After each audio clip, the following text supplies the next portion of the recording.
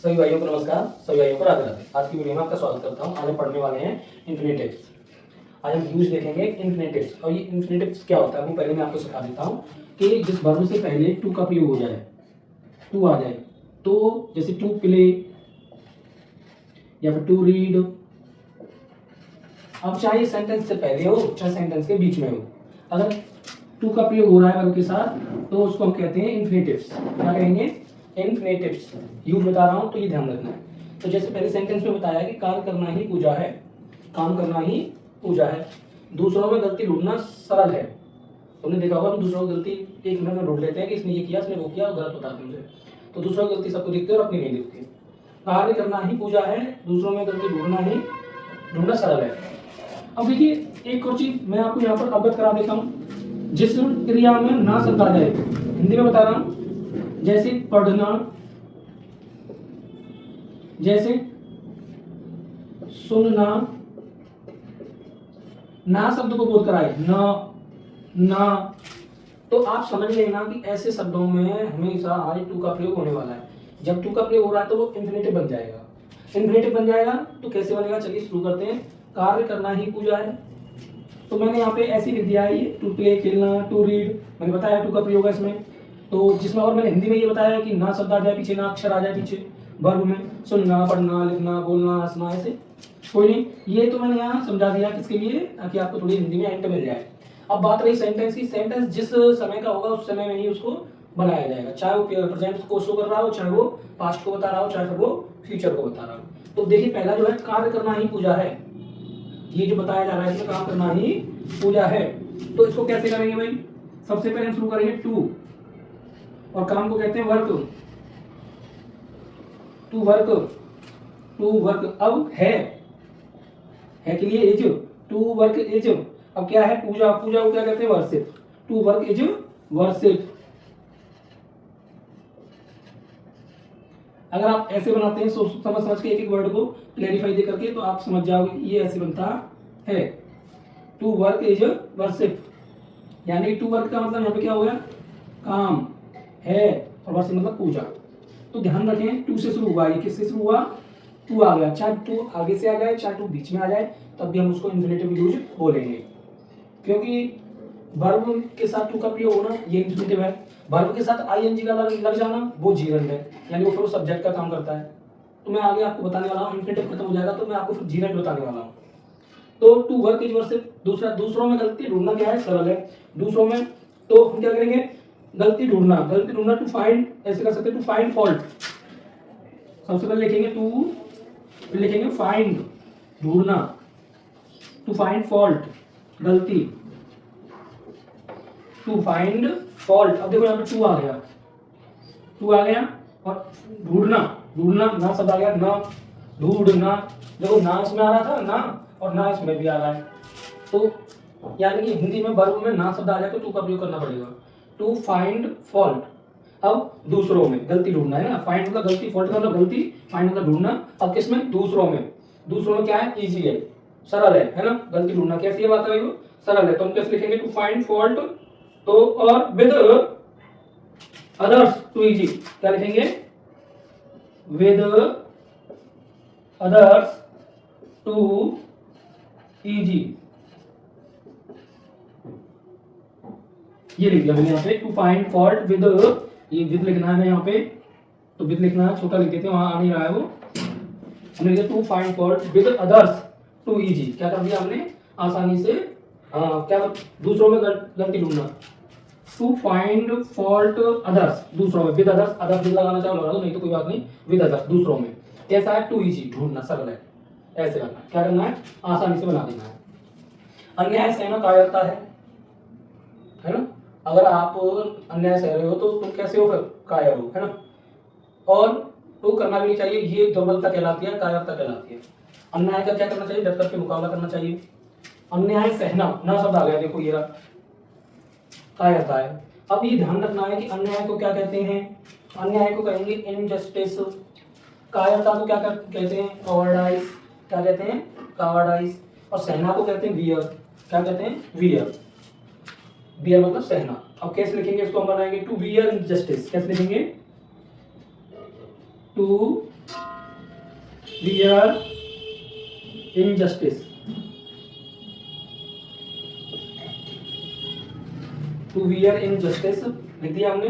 अब क्या है भाई, इनजस्टिस कैसा है, इज कवर्डाइज, क्या लिखेंगे, कवर्डाइज।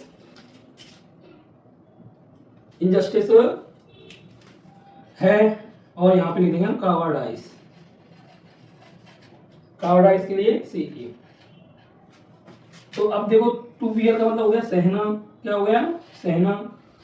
अब इनमें आपने एक बात नोटिस की कि टू का प्रयोग आगे हो गया है, बीच में एक यहाँ आया था लेकिन इन सब में आगे हो गया। लेकिन ये अब जहां टू आया है वहां आपकी वर्ब भी आई है, वर्ब क्या आई है, ये वर्ब है। फाइंड जो है वो भी वर्ब है, वियर जो है वो भी वर्ब है। इन तीनों वर्ब से पहले टू आ गया है, तो इंफिनिटिव का यूज है ये। टू वियर इनजस्टिस इज कवर्डाइज, ध्यान रखेंगे मीनिंग का आना बहुत कंपलसरी है। अगला है देखो, मैं जाना चाहता हूँ।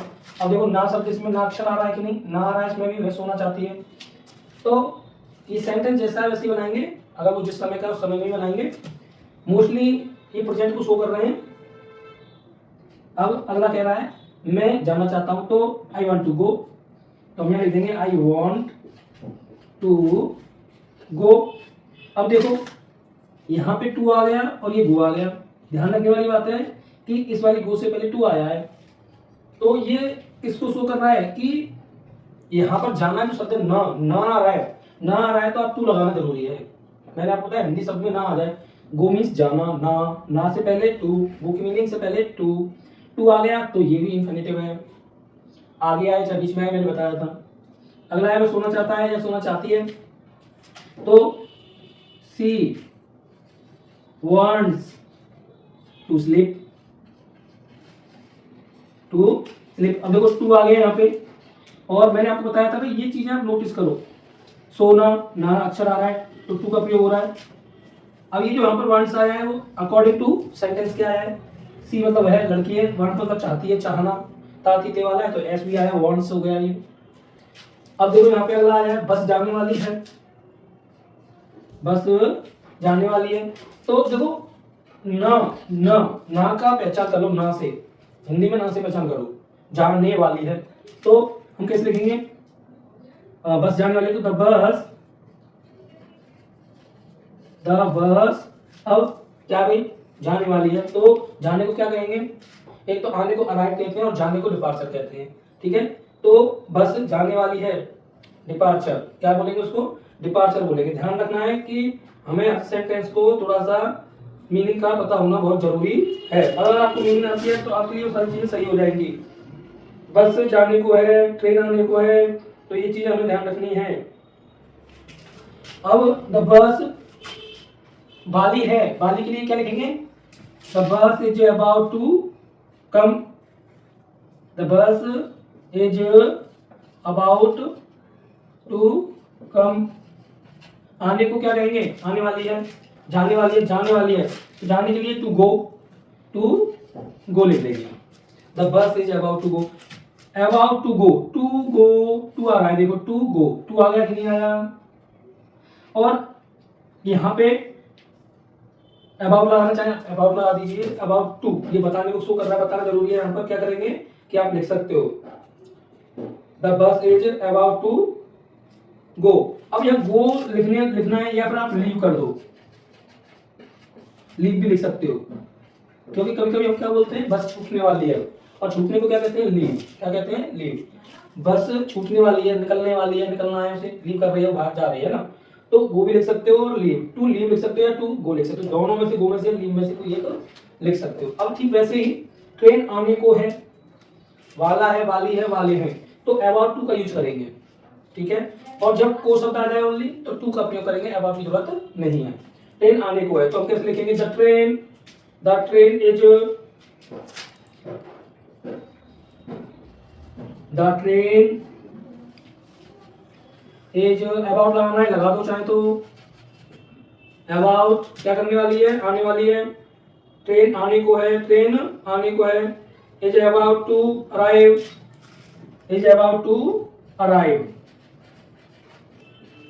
मैंने अभी बताया था जाने को डिपार्चर कहते हैं, आने को अराइव कहते हैं। अब जब ट्रेन आ रही है तो अराइवल हो रही है, वो आने को है, ठीक है, जा रही होती है, डिपार्चर हो रही होती है। तो यहाँ पे टू आ गया देखो, और ये अराइव मीन्स आना, देखो उसमें ना शब्द आ रहा है, ट्रेन आने को है, तो the train is about to arrive, the bus is about to go. ये अगला जो कह रहा है मैं तैरना जानता हूँ, तैरना कैसा, कैसे तैरते कैसे है वो मुझे पता है। इसको ऐसे बोल रहा है, बता रहा है वो, किसी ने पूछा है तुमको तैरना आता है, तो कहता है हाँ तैरना कैसे है मुझे पता है। तो सबसे मैं जानता हूँ, तो क्या लिखेंगे सबसे पहले यहाँ पर, मैं जानता हूँ, क्या जानता हूँ, तैरना, how to swim. I know मैं जानता हूँ, क्या जानता हूँ, हाउ टू स्विम, तैरना। अब यहाँ पर हाउ का प्रयोग किया है तो ये केवल बता रहा है कि कैसे तैरा जाता है, इसलिए आई नो। तो यहाँ पे टू आ गया, तैरना, तैरना ना शब्द तैरना, दो बार एक साथ आ रहे हैं, जब दो बार एक साथ आ जाए तो हमें टू का प्रयोग करना चाहिए, ये भी एक रूल है। लेकिन यहाँ ना शब्द आ रहा है, ना से आपको पहचान होगा इन्फिनेटिव की, तब भी आप टू लगा दो, आंख बंद करके लगा सकते हो। अगला है उसने आत्मसमर्पण से इनकार किया, ये पास्ट का सेंटेंस है, तो हम लिखेंगे उसने को लिखेंगे ही। अब इनकार करना तो क्या कहेंगे, रिफ्यूज्ड, क्या कहेंगे, रिफ्यूज्ड। अब ये रिफ्यूज्ड क्यों लिखा मैंने, सेकंड फॉर्म आई है, क्या आई, ईडी लग रही है, तो ये सेकंड फॉर्म में मना कर दिया उसने। अब किसके लिए मना किया है, ही रिफ्यूज्ड टू सरेंडर, सरेंडर मतलब इनकार, आत्मसमर्पण करने से, टू ही रिफ्यूज्ड, मना किया किसके लिए, टू सरेंडर, इस प्रकार से ही रिफ्यूज टू सरेंडर, मना कर दिया आत्मसमर्पण से। तो देखो यहाँ भी टू आ गया, यहाँ भी टू आ गया, तो आत्मसमर्पण करने से इनकार करना, टू सरेंडर, ध्यान करना, अल्लाह अपने आप को उनके हवाले करना, हवाले करने को भी सरेंडर कहते हैं, है ना। तो यहाँ पे आत्मसमर्पण को भी सरेंडर कहते हैं।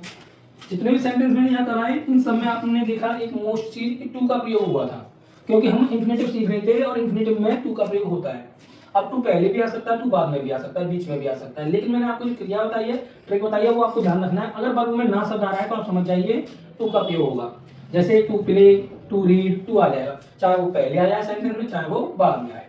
तो आज की वीडियो आपको कैसी लगी अपनी राय कमेंट में दें, लाइक करें, कमेंट करें और चैनल को सब्सक्राइब कर लें, एक दूसरे के साथ शेयर भी कर दें वीडियो को, नॉलेज जो है सब तक पहुंचे, ऐसा मेरा मानना है। धन्यवाद।